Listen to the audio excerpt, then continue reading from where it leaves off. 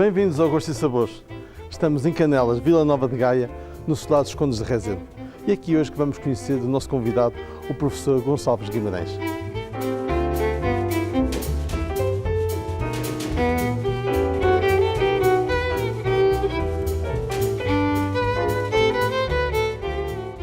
Sr. Professor, muito obrigado por ter aceito o convite, por estar connosco no Gosto e Sabores e por estarmos aqui nesta casa lindíssima do Solar dos Condes de Rezende, onde a Confraria Queirosiana tem a sua sede. Exatamente. A Confraria Queirosiana, como sabe, da qual nos deu a honra de aceitar ser nosso confrade de honra, tem confrades em todo Portugal e arredores, se podemos falar assim. Está sediada nesta casa por um acordo entre a Confraria e a Empresa Municipal Gaia Nima e a Câmara de Gaia. Vamos desculpar, vou pôr os óculos, eu já estou aqui a chorar por causa do sol. E, portanto, a Confraria está aqui sediada, mas a Confraria procura juntar todas aquelas pessoas que sofrem de uma doença benigna chamada hecite aguda. Portanto, as pessoas que estudam, gostam ou pura e simplesmente leem habitualmente essa de Queiroz. E, digamos assim, é qualquer coisa do século XIX, qualquer coisa que se passou há mais de 100 anos, supomos que não. Quer dizer, essa de Queiroz é um escritor universal, é um escritor que está perfeitamente atualizado, muitas das coisas que ele escreveu, se nós descontarmos o contexto epocal, parece que foram escritas a semana passada. Supomos mesmo... Infelizmente, quer dizer que não evoluiu nada, não é? Quer dizer que nós não evoluímos nada, não é? Mas a humanidade não muda assim tão depressa como isso. Muitas vezes muda... Nós gostaríamos, não é? Não, há coisas que é melhor não mudar, quer dizer, o que sempre esteve bem é melhor não mudar, quer dizer, porque pode mudar para pior, o que sempre esteve bem. Agora, é evidente que é uma ideia de progresso e que o Essa, nos seus escritos, descreve, quer dizer, nos seus escritos aborda, quer dizer, a humanidade vem vindo em direção isso é muito também do século XIX, o século XIX é o século de Karl Marx, é o século de Darwin, que são tudo pessoas que acreditam que a humanidade vai criar o paraíso na Terra. Quer dizer, de diversas maneiras, diversas filosofias, e portanto o Essa observa essa procissão, digamos assim, de gente que vai a caminho desse processo. Mas depois também todas aquelas pessoas são pessoas comuns, com os seus enormes defeitos, com as suas enormes ansiedades, com as suas enormes frustrações, quer dizer, é por isso que a obra dessa ainda hoje dá origem a filmes que transpõem para a época de hoje, o próprio realizador Manuel Oliveira, fazer singularidades de uma rapariga loira, quer dizer, pôs com gente de agora, porque a história cabe perfeitamente nos nossos dias. E, portanto, é um pouco isso que a Confraria procura fazer, mas também aqueles aspectos. Uma confraria é uma associação de pessoas que se querem bem, que se estimam e que se desenvolvem a sua atividade em volta de um gosto comum. Mas também aqueles aspectos relacionados com uma das 7 coisas boas cá na vida, que é o comer e o beber. E aí, essa de Queiroz também teve páginas lindíssimas, aliás, que as pessoas continuam a falar nelas e a ir à procura delas nos seus escritos. E é um apaixonado pela boa mesa, sobretudo pelo requinte da boa mesa, que nos escreve também nos romances dele. Lembra-se qual foi o primeiro livro que leu dessa de Queiroz? Acontece que eu, devo dizer que comecei pela Camilo. Antigamente nós no liceu, que era assim que se chamava, tínhamos uma seleta literária onde tinha os grandes escritores portugueses e portanto todos nós chegávamos ao antigo 5º ano do liceu e tínhamos uma ideia de quem era Alexandre Colano, Almeida Garrett, os grandes escritores portugueses. E lembro que eu comecei por ler Camilo, porquê? Porque um dia chego à Biblioteca Municipal e peço para ler os Maias. E vem de lá dentro uma senhora muito mal-humorada, uma funcionária, e diz ao empregado: oh, quem é que quer ler os Maias? Eu disse: este rapaz, que é que está? E disse: não pode ler os Maias, e foi proibido de ler os Maias. É evidente, escusado-se a dizer... Fazia parte do índice dos livros proibidos. Na Biblioteca Municipal de Gaia. Ora, escusado-se será dizer que isso aguçou-me enormemente o apetite para ler os Maias na primeira oportunidade. E depois então comecei a ler sistematicamente, digamos assim, que ainda hoje leio. É evidente, os vários romances de Essa de Queiroz já os li, suponho que várias vezes, alguns, mas hoje leio mais aqueles outros escritos, até os escritos profissionais de Essa de Queiroz. Porque, eu vou já dizer o que é que quero dizer com isso. Há o Essa jornalista, que escreveu, o Essa dedicou-se ao jornalismo com imenso... Há o Essa das farpas, há o Essa dos manifestos, mais ou menos públicos, há o Essa das polémicas, e há o Essa de Queiroz profissional, ou seja, aqueles escritos que ele escreveu enquanto funcionário do Ministério dos Negócios Estrangeiros, dos quais o mais interessante, até para os dias de hoje, e que devia ser objeto de reflexão de muitos políticos, é um livro que suponho que está esgotado, oxalá não estivesse, que haja uma reedição em breve, chamado Imigração como Força Civilizadora. É um relatório que Essa de Queiroz faz como cônsul, como funcionário do Ministério dos Negócios Estrangeiros, para o Ministro dos Negócios Estrangeiros da altura, a dizer quais são as suas convicções sobre o que é isso e como é que deve ser organizada a nível mundial a imigração. E essa frase foi tirada, esse livro foi a primeira vez editado pelo Dr. Raul Rego nos anos 70 e depois teve uma reedição mais recente promovida pela professora Isabel Pires de Lima, mas disseram-me que já está esgotado. É um livro formidável porque essa desmonta aquelas ideias que há em muitos sítios sobre as imigrações. Fica aqui a sugestão e esperemos que possamos encontrar no mercado. A sugestão também culinária, vamos fazê-la na cozinha no Armazém 810 em Matosinhos.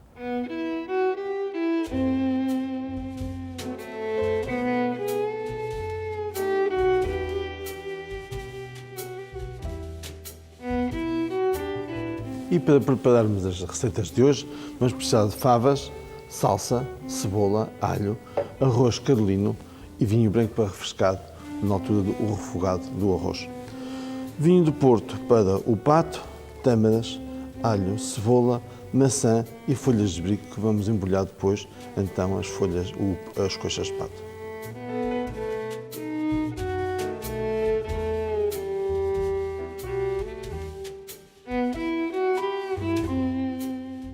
E então neste espaço super moderno, hipermoderno do Armazém 810 aqui em Matosinhos, vamos fazer uma receita lembrando essa e lembrando esse romance fantástico que é a Cidade das Serras no seu arroz de favas. Eu sei que dedica uma grande parte da sua vida, até como professor de arqueologia. Sim. A arqueologia também passa muito por aquilo que é o cotidiano, ou seja, aquilo que nos chega até nós é o cotidiano das pessoas, as louças, os artefatos pessoais. Pois a arqueologia é exatamente isso, é procurar nos vestígios materiais que as pessoas deixaram aquilo que não deixaram na escrita ou mesmo antes da escrita. E portanto, a arqueologia é uma forma de compensar, através da materialidade das louças, por exemplo, a lição histórica e fazer com que nós a possamos apreender de uma forma mais global. Ou seja, é mesmo o cotidiano das pessoas vulgares, das pessoas que não se distinguiram por serem reis ou imperadores, porque esses normalmente encarregam-se de deixar a sua mensagem para o futuro. E, portanto, a arqueologia estuda muito um dos objetos, aquilo que nós chamamos um fóssil diretor, é precisamente a cerâmica, a cerâmica começou no Neolítico e veio até aos dias de hoje. Só muito recentemente começou a ser substituída por outros artefactos de outros materiais. Nas suas pesquisas, qual foi assim, o maior achado, ou aquilo que achou, passando a redundância do vocábulo, que tem assim mais destaque ou mais interesse para a arqueologia? Mais significado é difícil, mas há alguns que são realmente marcantes. Tive a sorte de ser eu a encontrar, quer no Castelo de Gaia, dos vestígios paleocristãos, portanto, paleocristãos estou a falar século VI depois de Cristo, vestígios paleocristãos da Diocese do Porto, e na Quinta de Erva Moira, no Val do Coa, vestígios paleocristãos da extinta Diocese de Calábria ou Caliábria, portanto, que existia na região de Ribacoa. E é muito emocionante porque são vestígios exatamente do princípio da fixação do cristianismo. Mas havia já suspeitas que teria existido ali alguma coisa, ou foi mesmo... quer dizer, os arqueólogos têm alguns métodos de, quer dizer, não escavam ao caso, que já se sabe. Sim, vão para o quintal de casa. Não vão para o quintal de casa começar a escavar, não é? Há alguns indícios. Agora, estes não sabia de todos que iam ser encontrados, quer dizer, porque são tão particulares. No século VI, o Castelo Gaia teve a ver com aquela questão da luta entre os suevos e os visigodos, que ainda por cima eram de duas correntes cristãs diferentes. Uns eram católicos, outros eram arianos. Mas o que encontramos são exatamente peças vindas dos confins do Mediterrâneo, da zona da Fócia, que é na atual Turquia, e da zona de Cartago, que fabricavam boas louças de cozinha, onde estão gravados os símbolos cristãos, porque na altura não havia autocolantes, não havia pins como hoje, não havia bandeirinhas, e então os cristãos gravavam a sua crença através de cruz, através do Cordeiro Pascal e outros símbolos, primeiro os peixes, depois passaram às cruzes, etc., na própria louça de cozinha. Era uma forma de manifestar a sua crença. De modo que são dos mais antigos vestígios da implantação do cristianismo nestas duas regiões. O Essa passa muito também para a arqueologia, ou seja, o Essa também é um apaixonado, ele vai ao Egito, ele tem um gosto muito grande pela cultura egípcia, não é? E pela arqueologia. Marcou profundamente, ele próprio diz, quer dizer, ele vai ao Egito em 1869 com o V Conde de Rezende, na altura das maiores descobertas de egípcias, não é? Nessa altura que se começam a fazer grandes escavações. Sim, já havia escavações desde que os franceses lá estiveram. Champollion descobre a escrita hieroglífica. Acontece que o Essa e o Conde Rezende, dois rapazolas de 20 e poucos anos, foram um dos maiores acontecimentos da sua época, que foi a inauguração do Canal de Suez. Quer dizer, que foi, como sabe, teve óperas, teve embaixadas de imperadores, de reis, grandíssimas embaixadas no Cairo. Ora, de Portugal foram então dois jovens, um bacharel em Direito, outro bacharel em Engenharia, que era o Conde de Rezende, Mas foram os únicos portugueses presentes, não? Não foram os únicos, mas foram aqueles que deixaram relatos para a posteridade. A própria Rainha Dona Amélia, depois, uns anos depois, com uma comitiva, foi ao Egito ver as pirâmides. Quer dizer, nós temos outros escritores contemporâneos do Essa, como o Théophile Gautier, que escreveu aquele célebre romance A Múmia, etc. O Egito passa até da arqueologia para a literatura, da literatura para a música, para a ópera, etc. O Egito passa a ser uma referência. E, sobretudo, quando o Canal de Suez é aberto, porque foi o fim, ao fim e ao cabo, da obra de Vasco da Gama, quer dizer, para se ir para o Oriente, tinha de se descer pelo cabo e passa-se de uma forma muito mais rápida a passar pelo Canal de Suez. Acontece que o próprio Essa, ao contrário de muitos outros escritores contemporâneos, o Essa há um aspecto que é importante salientar. O Essa estudava antes de viajar. Quer dizer, aquilo que ele deixou escrito sobre o Egito só é possível... Ou seja, fazia ao tempo dele o que nós hoje fazemos antes de viajar. Vamos ao Google e colocamos no Google as informações do hotel e do sítio onde viajamos. E sobre a civilização que ele ia ver. Pois. Porque, ao contrário de outros escritores contemporâneos, o Flaubert, o Théophile Gautier, Essa de Queiroz é o meu amigo Luís Manuel Araújo, que é egiptólogo, o professor Luís Manuel Araújo, que tem estudado muito bem a viagem de Essa de Queiroz. Ao contrário dos outros escritores, Essa de Queiroz não inventa, quer dizer, quando não sabe o nome do faraó, não lhe chama Ramsés II, depois Ramsés III ao próximo, depois Ramsés IV e por aí fora, e chama as senhoras todas Cleópatras, portanto, que era o nome que eles sabiam. Não, o Essa de Queiroz estudou, documentou-se, e é por isso que aquilo que ele escreveu sobre o Egito é um relato interessante e muito fidedigno, e que realmente marcou profundamente a sua maneira de ver o mundo. E ele era um jovem de 20 e poucos anos. Claro que era uma figura diversa do próprio Conde de Rezende. O Conde de Rezende era aquilo que nós hoje, não sei se ainda se usa essa palavra, porque as palavras mudam rapidamente, era uma espécie de playboy. Era um homem dado, era um sportsman, isso sim, já é uma linguagem da época. Sportsman já é aceitável. Portanto, domava cavalos selvagens e ia à caça para o deserto e vestia-se muito bem. O Essa tinha outras preocupações e portanto, fez uma descrição interessantíssima do Egito e daquilo que viu, mas fez aquela obra-prima que é a Relíquia, que foi, como sabe, muito mal entendida por alguns setores na sua época. Quer dizer, essa está um pouco na escola do Renan, ou seja, procurar a divindade de Jesus Cristo, mas na sua humanidade. Foi isso que muitos setores não perceberam na relíquia. Mas, pelo contrário, também suponho que é isso que faz um pouco a sua persistência no tempo. Mas é um romance fabuloso, porque eu acho que a personagem principal, quando no fim é descoberta toda a farsa, não é? Daquela história da relíquia, não é? Quando aparece a camisa de dormir da senhora, e ele lembra-se, mas porque é que eu não disse que tinha sido a Maria Madalena que me tinha aparecido em sonho e que me tinha dado a camisa de dormir. Eu acho que é muito interessante como é que as pessoas, mesmo a mentira, trai outra mentira a seguir, ou seja, no fundo, a própria personagem que queria continuar a mentira, não é? Quer dizer, se ele tivesse respeitado as conveniências, a coisa tinha corrido bem. Claro. Agora, mesmo para descrever a Jerusalém do tempo de Jesus Cristo, essa de Queiroz passou 3 meses em Londres a estudar na Biblioteca Nacional Inglesa. Ou seja, para a sua... É evidente que a literatura é uma arte, não é um livro de história, mas ele queria ser bastante credível nos seus textos. Então, para isso, estudava. Estudava as épocas que procurava retratar nas suas obras. Fazer arqueologia, parte da história também, requer de facto muito estudo e conhecimentos profundos. Em média, como é que começa esse estudo, ou como é que continua esse estudo para... Há uma piada que eu dizia aos meus alunos e que eles às vezes não achavam grande piada. Quando se aproximava a época de exames, eu dizia assim, para a semana vamos ter frequências. E eles diziam assim, vou ver esse estudo no fim de semana.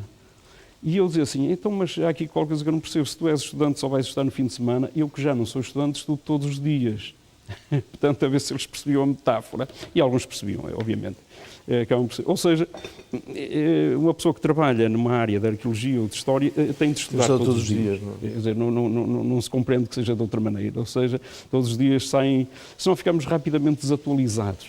E depois, é como cozinhar, tem que se cozinhar todos os dias para ser cozinheiro, não é? E temos que comer todos os dias. E como comer e beber é uma das 7 coisas boas cá na vida, portanto, depois só há mais 6 que não são muitas, não é? Não são muitas mais.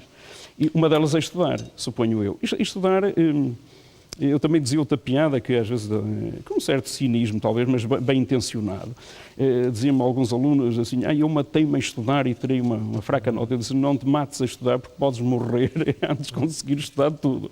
Portanto, as pessoas não se devem matar a estudar, devem estudar por prazer e estudar aquilo que realmente está dentro dos seus horizontes de apetência por saber as coisas. Porque realmente se estudar for um sacrifício, não resulta. Quer dizer, as coisas não ficam lá. Ou ficam muito mal, ou ficam apenas para um teste, passado uma semana ou 2, e depois desaparece. A arqueologia, neste momento, é uma atividade que, entretanto, se desenvolveu imenso. Arqueólogos profissionais existem só no século XX, em Portugal, quer dizer, e não é há muitos anos, só talvez dos anos 70 para cá, que é arqueólogos profissionais. Antes havia pessoas que faziam arqueologia ou em sequência da carreira universitária, ou em determinadas circunstâncias, quer dizer, por uma preocupação cultural muito grande. Estou-me a lembrar de Martins Sarmento, por exemplo, quer dizer, era um homem que deu um grande contributo para a arqueologia portuguesa porque tinha enorme apetência cultural, até por um castro ou uma citânia que tinha na sua própria propriedade. Essa de Queiroz manifestou realmente... Ou seja, não precisava sair de casa para... Não, ele ia a cavalo a ver as escavações, ia a cavalo e depois punha lá, no intervalo das fainas agrícolas, punha lá os seus trabalhadores rurais a fazer escavações, o que é evidente, com todos os riscos o que hoje isso seria impensável, claro. Hoje, enfim, mas estamos a falar do século XIX. O próprio Eça de Queiroz, em todas as suas obras, para além do Egito naturalmente, porque o Egito era uma arqueologia que estava ali na paisagem, quer dizer, era impossível ignorá-la, mas ele quis saber muito mais exatamente como era o cotidiano, não do Ramsés II apenas, mas também do Flá, ou seja, daquele que fazia a riqueza da terra egípcia, aquele que cultivava os campos para dar aquele potencial alimentar que permitiu ter aquela grande e luminosa civilização. Nós vamos deixar agora refogado um pouco aqui o pato com as tâmaras e a maçã, refrescar um pouco com o vinho do Porto. eu conseguir estirar daqui a rolha. Está difícil.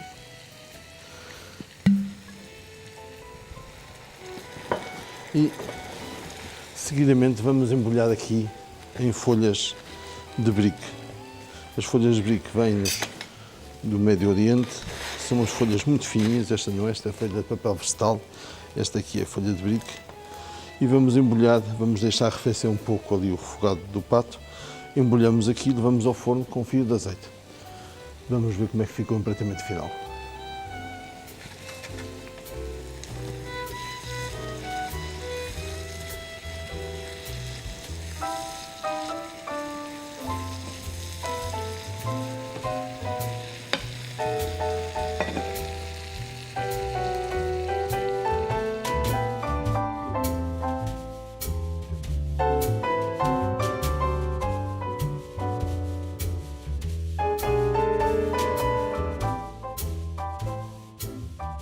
Temos aqui então um arroz de favas com um crocante de pato confitado e tâmaras.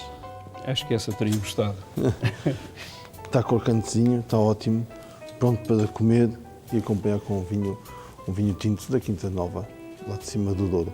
Nós vamos para a conversa, continuar a nossa conversa no solar dos Condes de Rezende, em Gaia, e fico para ver o que é que temos a seguir.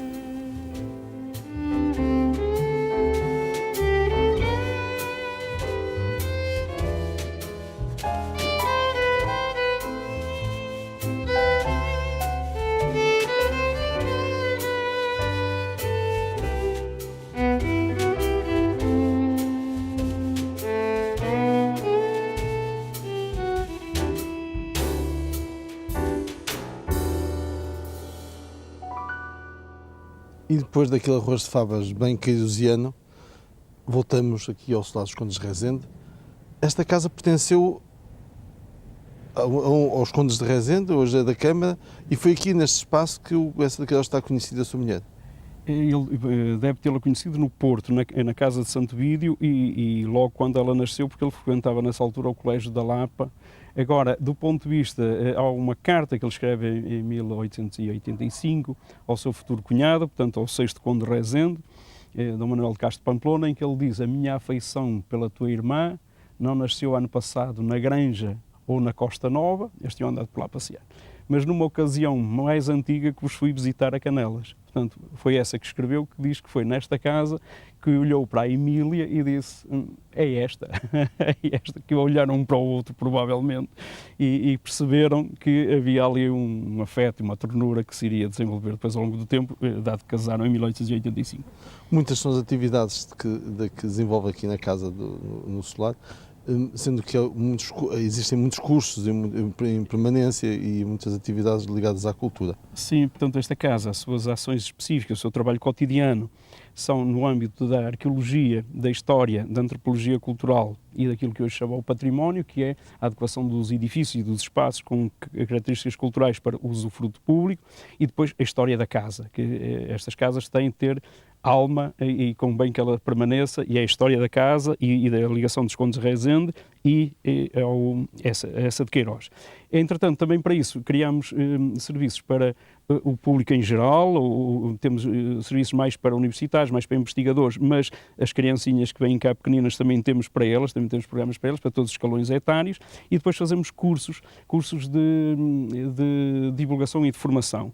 Este ano vamos ter precisamente um curso a partir do mês de outubro, que se desenrolará duas tardes de sábado por mês, que será uma reedição completamente diferente de um curso chamado Essa de Queiroz, Sua Vida, Sua Obra e Sua Época, ou seja, um curso sobre a segunda metade do século XIX e assim, património que essas gerações nos deixaram e que vem até aos dias de hoje. Para as pessoas que estão em casa e que às vezes podem ter poucos hábitos de leitura, que livros é que achava que se deviam destacar da obra dessa de Queiroz para se ler, para se começar a entranhar aquilo que lhe chamou Queirozite? É cita aguda.